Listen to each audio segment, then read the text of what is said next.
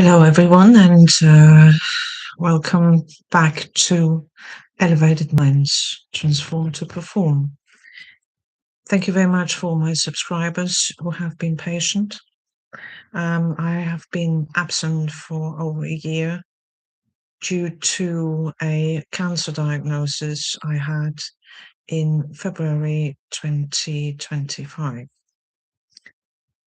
And my journey started then, the cancer journey, and it turned out to be a journey that was very unusual,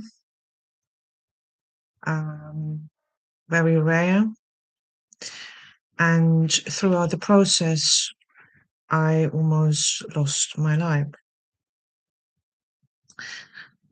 With that, I lost the ability to walk, and I had to retrain myself to walk. I was in ICU for 2 weeks, which first week I cannot recall a lot at all. And the second week I do remember, and what I do remember mostly is that I couldn't stand up. I wanted to get out of bed, but I couldn't. I couldn't even stand for 30 seconds. And that was, of course, you can well imagine, a major shock for me. I had a very nice room in ICU. It was one of the best rooms. And the staff moved my bed so I could at least look out of the window rather than facing the wall. And it was a Sunday, I remember, and it was sunny outside. It was a year ago, and the weather was lovely. And I watched all these people walking, and there I was lying in bed, and I couldn't walk. And I thought, how am I going to walk again? But through consistent training and consistent visualization, I gradually got my strength back, but it did take, of course, a few months. It wasn't just a few weeks, a few months before I could stand properly without holding on to anything. So the process was that I was moved out of bed and sit in a chair for half an hour to begin with, which then improved, and I then managed to sit in a chair for over 5 hours, but I was training my legs to get muscle strength back. When I then was released from ICU, I was put back onto the cancer ward, and there I remained for another week. Now, the cause of that was that one chemotherapy didn't go as planned. Now, that was no one's fault. And it was just an unfortunate side effect for me that my body developed a dysfunction called HLH. It is a very rare side effect, and I believe it happens to 1 in 1,000 people. So I developed that dysfunction, and only 50% of people survive this. And I do recall bits and pieces of that night when I was admitted to ICU, and I knew that it was very serious. because at some point I realized I was in ICU, and I thought, well, it must be serious, because surely people don't just turn up here and say, "Hi, how's everyone doing?" And I'm curious how this is all working here. Certainly not. But I also know I came to a point where I actually spoke to God.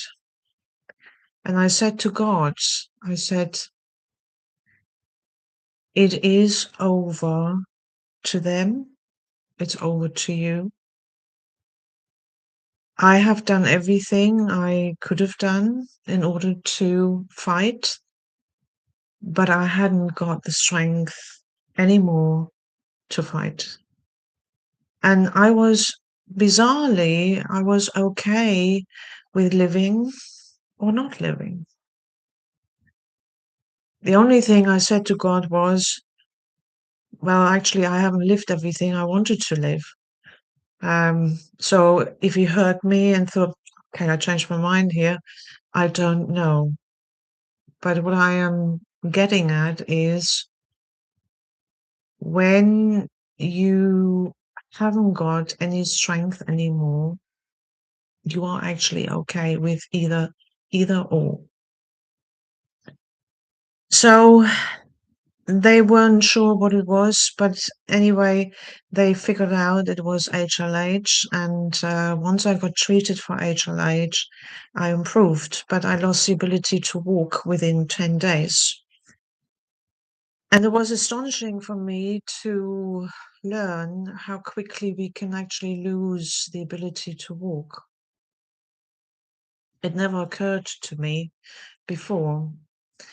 So when I then started retraining myself, I then was able to move with a Zimmer frame I had, and I practiced every single day, walking up and down the ward several times a day. And my body would tell me when I felt tired and when I needed to go back to bed. Standing up in the bathroom was very difficult. Um, I also then was on steroids for many, many, many months, on a high dosage of steroids. So my body basically was in hibernation for 8 months.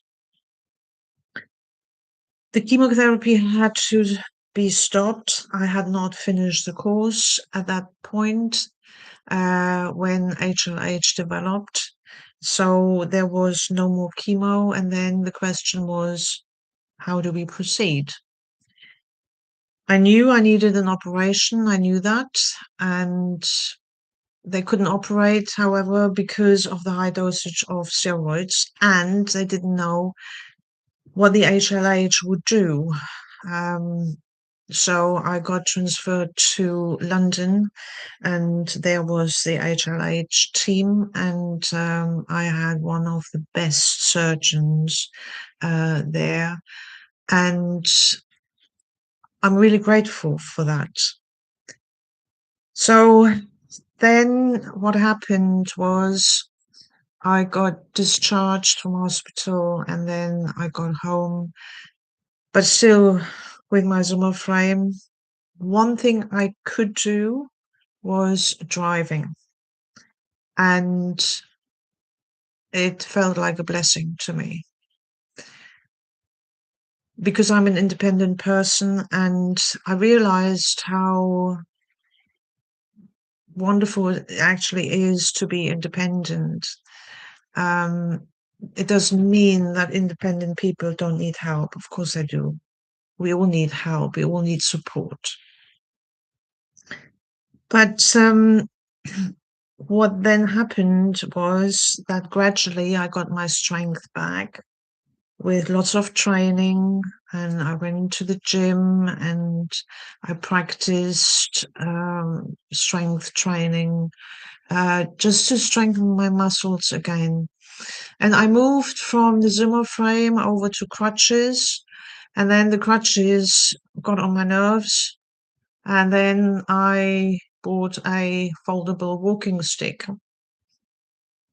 But also what happened was because of the steroids, your body suffers with water retention, but also steroids weaken muscles and bone density. So on one hand, I was building muscles, but on the other hand, through the steroids, I was losing muscles. However, I did keep going. But what I struggled with was standing for long. I couldn't walk very far because my upper body felt extremely heavy, and it felt like my lower body could not hold the weight. And I almost felt like collapsing at times. So, but I kept going. And getting upstairs was a challenge. And I figured a method where I then went up on all four because I didn't have the strength to uh, walk steps at all. But it improved over time, and then it came to the operation, which was at the beginning of November last year. And the main concern, as we all said, including myself, my main concern at that point wasn't the cancer anymore. My main concern was, how is my body going to react to the surgery? Will it come to infections? Will the HLH flare up again? Because if it had, my chances my chances of survival would have been even slimmer. So I had to be very careful. During the summer, I had to wear rubber gloves and a mask, and just to make sure that there was no infection. And as the doctor said, whatever you do make sure that you do not fall. Now, there's another story to tell. So it came to the operation at the beginning of November, and voila, all went well. But my anesthetist and myself, we were the talk of the hospital that day because the condition is very rare and no one knows what the outcome could be. So I was then put in ICU again, but only for observation purposes. And it turned out that my body was doing remarkably well. So I then got discharged about 5 days later, which is unusual. Normally you get discharged the next day, but in my case, I had to stay longer just for observation purposes. And then I gradually improved more and more.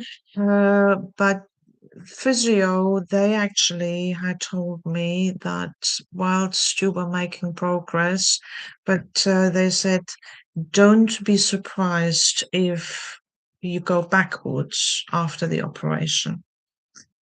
And honestly, I thought, surely I won't go backwards. Well, I actually did, and I had to retrain myself. I didn't go back to that I couldn't walk at all, but I didn't have as much strength as I had before I was due for the operation. I then had radiotherapy in January. It started just after Christmas for an entire month. And to me, that was almost like the hardest part, bizarrely. When I look at my, when I look at the cancer journey overall, it's incredible what you can endure, and it does change your life. In my case, and I think again, it's not a common theme for many cancer patients. I have not given up on life at all. Whereas I hear that many cancer patients do give up and they don't see a future for themselves. That's not my mindset. I cannot deny the fact that every now and again, the thought of cancer, what if, for example, does come back. But I then also say, well, what if it doesn't come back? So there is where I balance it out and say, well, it's not going to come back.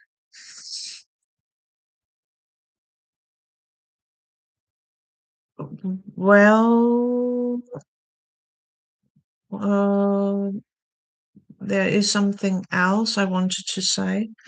Well, I can't remember now what it was. Is that due to cancer?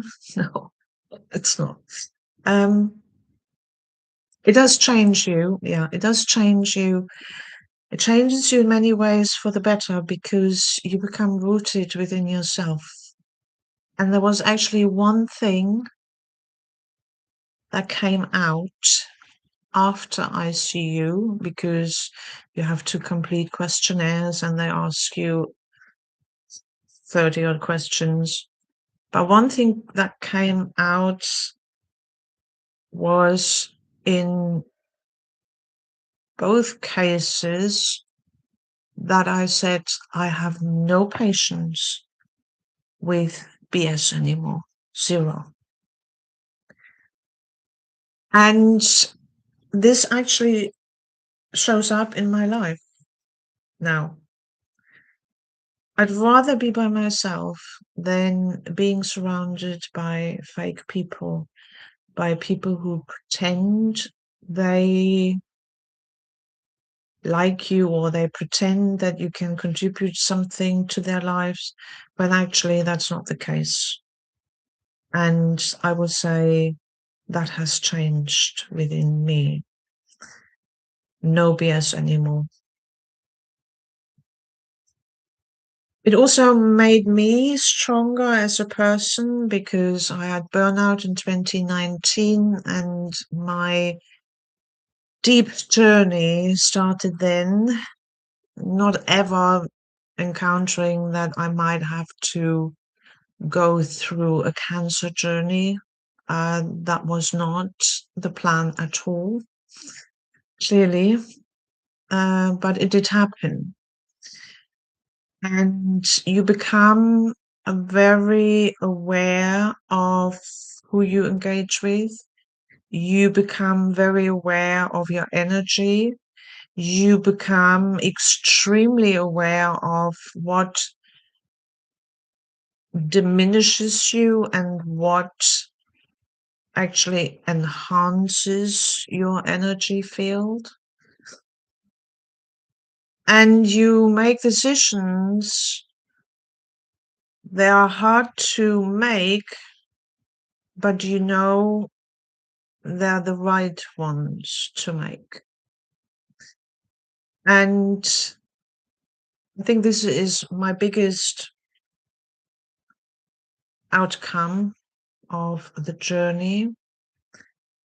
Now I am planning to show up here more regularly. It is not going to be every day, that I do know, but I'd like to share my experiences with self leadership.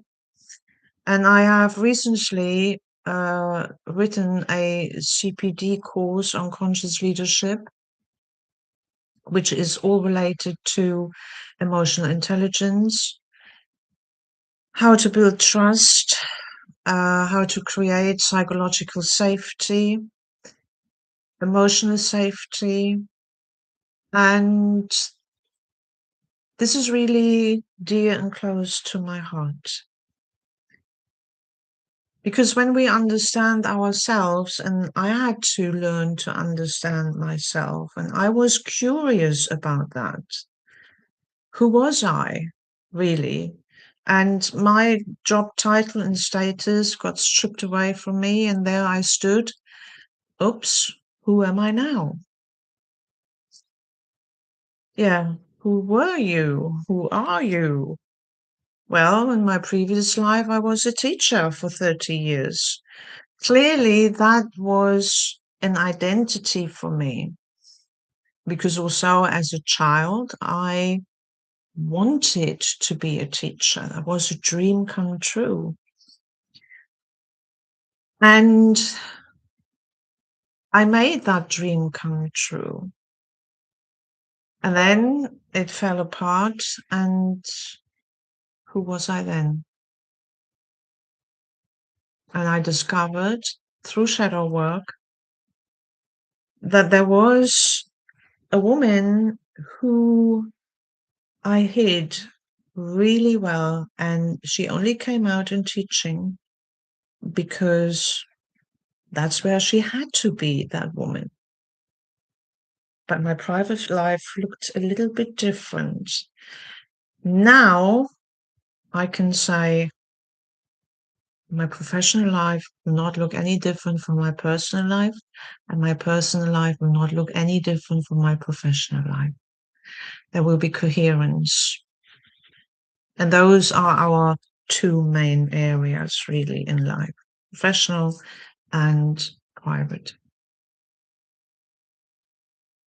So this is really close to my heart, and I'm going to share a lot of insights.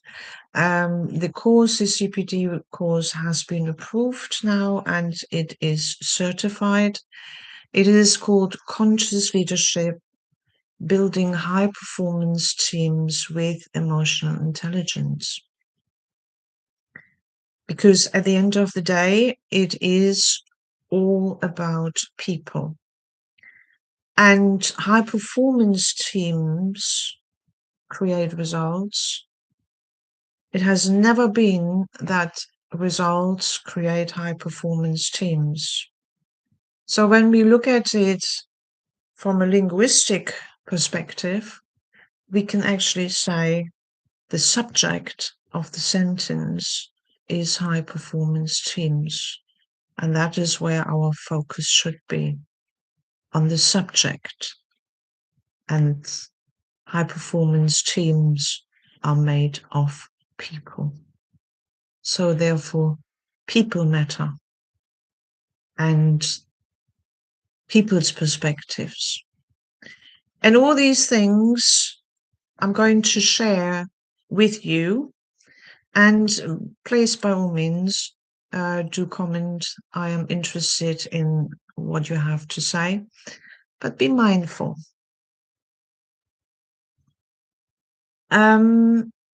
Yeah, so I think that is all what I wanted to share for now. It was a journey I will certainly never ever forget in my life. And all I can say is look at yourself, shed the old emotions that are hindering you from living the life you truly want. Because you never know when life finishes. You really don't. And life can be full of surprises. And I would have never believed that, first of all, that I wouldn't say that I wouldn't have cancer, but that it would affect me. And I certainly did not anticipate such a journey where you don't even, where you even lose the ability to walk, where you're so close to death, but at the same time where you feel that your body cannot keep fighting anymore and you just give it over to other people and say, this time it's over to you, because there is no more I can do. I have done my best. I am now cancer free, and I celebrate that every day, of course. And yeah, so please keep in touch, and thank you again for your patience. I had not forgotten you, my subscribers, but I had to focus on myself.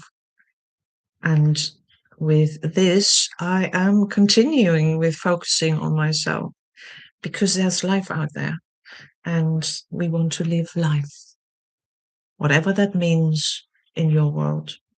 I know that my perception has changed on living life. Does it need to be parties every day? No, not at all. Life sometimes is celebrating life, can be just being by yourself and enjoy a nice movie in peace and quiet, that you can get up whenever you want to. You can put your shoes on and you can walk wherever you want to. You're independent, and that is life for me now. So enjoy the rest of your day and see you soon. Thank you very much.